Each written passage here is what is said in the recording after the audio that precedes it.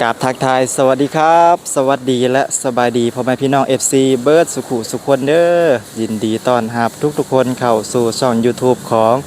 บาจิตบ้านโคกอีกแล้วเนาะพี่น้องทักทายสบายดีบรรยากาศตอนเช้าๆเนาะตอนนี้บาจิตได้เดินทางมาอยู่ที่โลตัสเนาะอยู่ทางด้านหลังของบาจิตนั่นเองก็คือมื้อนี้บาจิตจะมาซื้อของเนาะมาซื้อของฝากของต้อนเตรียมตัวเดินทางกลับบ้านแล้วเนาะพี่น้องเนาะบาจิตก็จะมาแจ้ง PPFC ในคลิปนี้เลยบาจิตจะเดินทางกลับบ้านภายในสิ้นเดือนนี้เนาะก็เลยแบบว่ามาหาซื้อของฝากของต้อนไว้ถ้าว่าบาจิตจะกลับไปซื้ออยู่บ้านเนาะราคามันก็ค่อนข้างที่จะแพงนะพี่น้องก็เลยแบบว่าหาซื้ออยู่พี่เลยเนาะราคาบ่แพงแล้วก็ถือกลับไปฝากพอได้มีของฝากของต้อนเนาะพี่น้องบาจิตจะเดินทางกลับบ้านเนาะทีแรกก็ตั้งใจว่าจะเฮ็ดงานอยู่ที่ประเทศไทยจักประมาณปี2 ปีสิกลับบ้านเนาะแต่ว่ามันก็บ่แน่นอนเนาะพี่น้องเนาะมันก็บ่แน่นอนบาจิตรู้สึกเมื่อยแล้วตอนนี้เนาะพี่น้องนะขอกลับไปพักผ่อนเอาเหือเอาแห้งก่อนเนาะก็คือบาจิตจะเดินทางกลับไปประมาณอาทิตย์2 อาทิตย์เนาะแล้วก็ค่อยกลับลงมาใหม่ประมาณนี้เนาะพี่น้องเดี๋ยวบาจิตจะบอกที่หลังเนาะว่าเป็นอย่างคือกลับเนาะเดี๋ยวบาจิตขอเข้าไปซื้อของฝากของต้อนก่อนนะพี่น้องมื้อนี้ก็มีงบมา 1,000 บาทเนาะมีงบมา 1,000 บาทมาซื้อของฝากบ่าเฮาสิได้อีหยังแน่เนาะโอเคเดี๋ยวเฮาเข้าไปเลือกเลือกซื้อนำกันเลยอยู่ทางด้านในเนาะนี่บรรยากาศตอนเช้าๆเนาะมื้อนี้ก็มืดครึ้มฟ้าครึ้มฝนพี่น้องเข้ามาซื้อของอยู่ที่โลตัสมาซื้อของฝากของต้อนก่อนนะพี่น้องถ้าว่ากลับไปซื้ออยู่บ้านเงิน 1,000 บาทนี่ก็ได้น้อยเดียวเนาะแต่ว่าอยู่ที่ประเทศไทยนี่ก็ราคาข้าวของมันก็ยังบ่แพงเนาะ 1,000 บาทนี่ก็ถือว่าซื้อได้หลายเติบอยู่เดี๋ยวเข้าไปเลือกเบิ่งทางด้านในกันเลยโอเคนะเฮาเข้ามาทางด้านในแล้วสบายดีเด้อนางเอกนะมาหาช้อปปิ้งมาซื้อของเนาะมื้อนี้ก็คือสิพาเพิ่นเดินทางภายในสิ้นเดือนนี้แหละเนาะเพิ่นอยากกลับแล้วพี่น้อง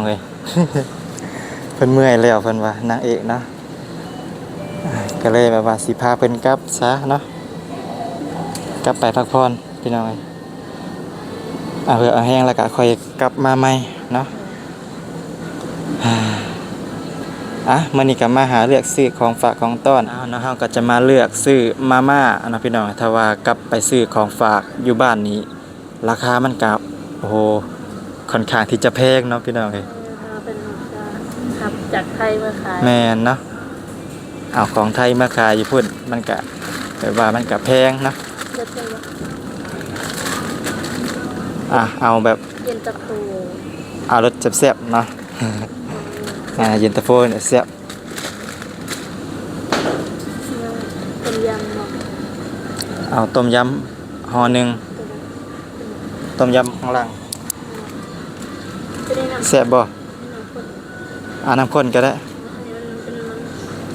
น้ำข้นอันหนึ่ง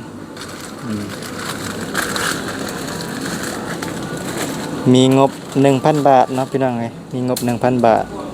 มาเบิ่งกันว่าเฮาสิได้ของฝากอีหยังแน่เชื่อจักอย่างนะแม่นมาม่าเอาสำนีบ่แต่ว่าละหาเลือกเบิ่งหลายอย่างก่อนถ้าว่าเสียอีกก็มาเอาอีกเนาะมาม่า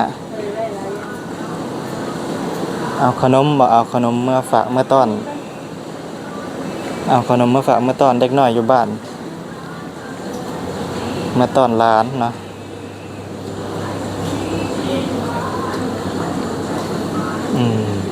โอวัลตินเนาะมาม่าโอวัลตินขนมทั้งเทิงพวกมันจังได้หลาย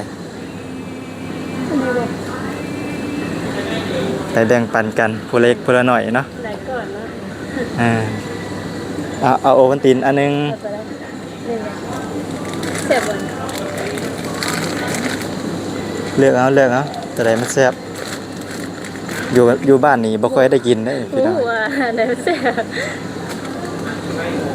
อยู่บ้านนี้บ่ค่อยมีเงินเนาะหาเงินยากก็เลยแบบว่าบ่ค่อยได้กินนะถามว่ามันมีขายบ่มันก็มีขายอยู่แต่ว่ามันก็แพงเนาะแต่ว่าอยู่ประเทศไทยนี่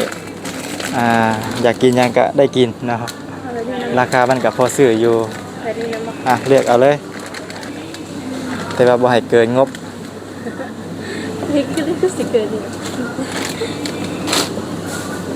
เอากาแฟ กาแฟบ่เอาอันทางเทิงน้ำเนาะทางเทิงนี่มันสิได้หลายแน่เฮาสิซื้อมือฝากเด็กน้อยอยู่บ้านพอได้มีของฝากของต้อนพี่น้องเอ้ยฮะบ่ฮู้ว่าจักบาทได้เนาะนี่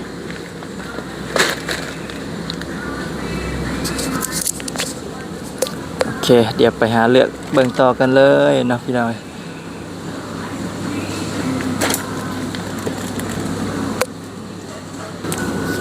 อยู่นี่ก็ถือว่ามีครบเบิดเลยเนาะพี่น้องเอ้ยบ่ว่าจะเป็นของสดเครื่องใช้ของซอยขนมเนาะมีเบิดอยู่ในโลตัสนี่เนาะพี่น้องเอ้ยของสดก็มีเครื่องใช้ไฟฟ้าก็มีเนาะมีทุกอย่างมีครบเบิดเลือกเอาตอนนี้ก็ได้หลายเติบแล้วเนาะได้มาม่าได้โอวัลตินได้ขนมพี่น้องเอ้ยเฮาก็สิเอาเมื่อบ่หลายเนาะเมื่อบ่หลายเพราะว่ายันมันหนักแน่รถยันมันหนักเนาะคือเมื่อพอได้มีของฝากของต้อนหลานเนาะพี่น้องต้อนหลานน้อยอยู่ทางบ้านพุ่นแหละพี่น้องเอ้ยโอ้ยเนาะไปเลาะหาเบิ่งหลายๆบอน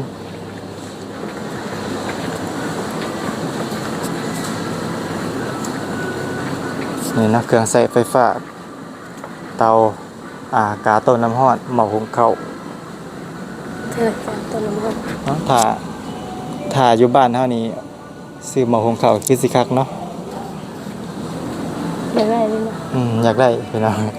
อยากได้แต่ว่าถือเมื่อมันก็คือสิแบบว่าลำบากเนาะอันนี้พวกเครื่องใช้ไฟฟ้านี่มาหาซื้อเอาอยู่บ้านพุ่นแหละซื้ออยู่บ้านก็มันสิแพงแน่เนาะเป็นราคาดังอ๋อลดจาก600เหลือ300เก่าๆโอเคตอนนี้ก็ซื้อเรียบร้อยเนาะผู้นางเอกเพิ่นหิวพลุงพลังมาแล้วเนาะ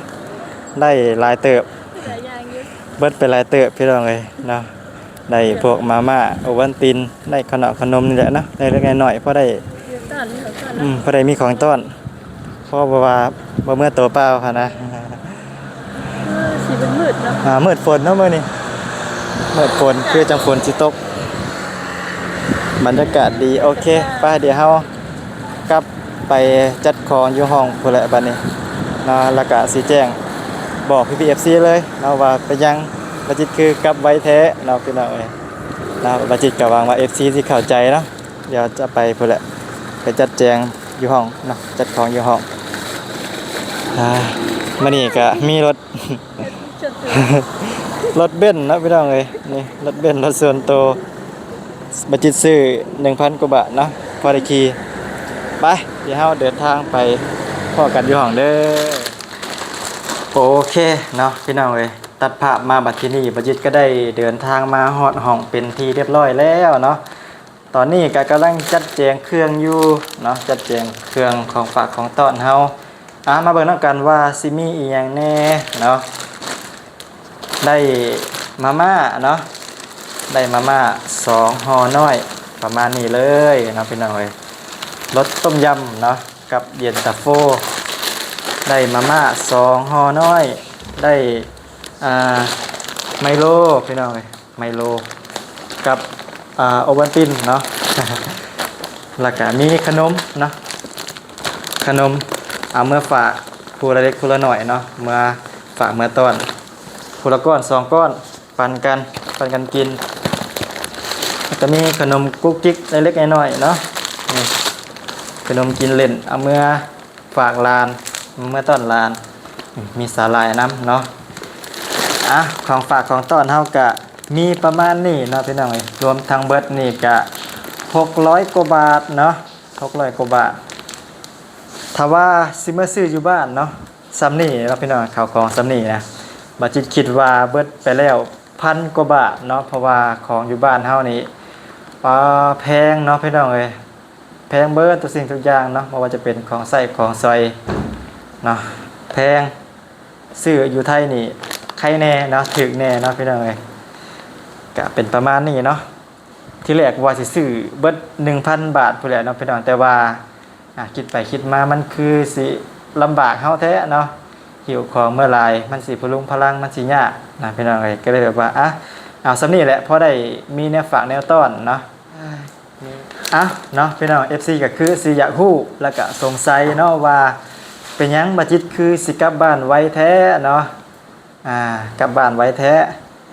บ่จิตมาเฮ็ดงานรอบนี้บ่จิตตั้งใจไว้ว่าจะเฮ็ดงานให้ครบ2 ปีเนาะ2 ปีขึ้นไปจังค่อยกลับบ้านเนาะได้เงินจักแสน2แสนก่อนค่อยกลับบ้านเนาะพี่น้องแต่ว่ามันไปบ่ฮอดฝั่งฝันเนาะพี่น้องเอ้ยนะนี่แหละชีวิตคนเฮามันบ่มีอีหยังแน่นอนเนาะมันบ่มีอีหยังแน่นอนบ่จิตก็ตั้งใจไว้ก็บ่ฮอดซ้ำเนาะบ่ฮอดเป้าหมายซ้ำนะก็คือจะกลับไปพักผ่อนก่อนเนาะพี่น้องไอ้ตอนนี้รู้สึกแบบว่าเมื่อยใจแห้งเนาะเมื่อยกายบ่ปานใดเนาะแต่ว่าเมื่อยใจนี่ขอพักผ่อนก่อนเนาะพี่น้องเอ้ยบ่จิตมาเฮ็ดงานรอบนี้ก็ประมาณเกือบครบ1 ปีได้เนาะเกือบครบ1 ปีที่ได้มาเฮ็ดงานอยู่ฝั่งไทยในรอบนี้เนาะเมื่อใจย้อนหยังเนาะว่าจิตมาเฮ็ดงานอยู่นี่ก็ดีอยู่เนาะเจ้านายก็ใจดีงานก็บ่ได้นักบ่ได้หนาอีหยังดอกเนาะแต่ว่ามันมาพ้อแน่ใดล่ะผู้คนเนาะพี่น้องเอ้ยผู้คนหมู่ร่วมงานนี่แหละเนาะมันก็เฮ็ดให้บ่จิตเมื่อยจิตเมื่อยใจแน่เนาะพี่น้องเอ้ยก็คือบ่จิตนี่สิมาอธิบายก่อนเนาะก็คือบ่จิตนี่ในกล้องนี่บ่จิตอาจจะเว้าแบบว่าเว้าเป็นเนาะเป็นคนเว้าเป็นเว้าไปได้เลยเนาะพี่น้องเอ้ยแต่ว่าหลังกล้องเนาะหลังกล้องนี่บ่จิตเป็นคนเงียบๆเนาะหรือว่าเป็นคน introvert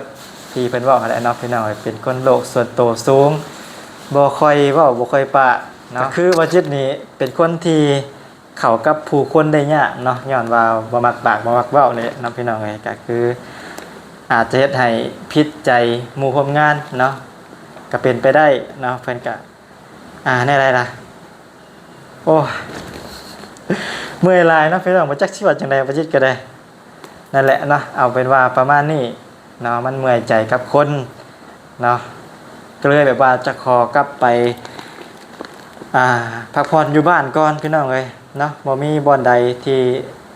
จะแบบว่าหิ้วใจเฮาได้ซ้ำอยู่บ้านเฮาแล้วเนาะกลับไปหาพ่อหาแม่กลับไปเอากำลังใจก่อนพี่น้องเอ้ยตอนนี้รู้สึกแบบว่าท้อใจแห้งเนาะไปอยู่ใส่กับพ่อแต่คนแนวนี้เนาะพี่น้องเอ้ยนะเอาเนาะบัจิตก็หวังว่า FC เนาะพี่ๆ FC จะเข้าใจบัจิตเนาะกลับไปพักผ่อนเอาแห้งก่อนเนาะ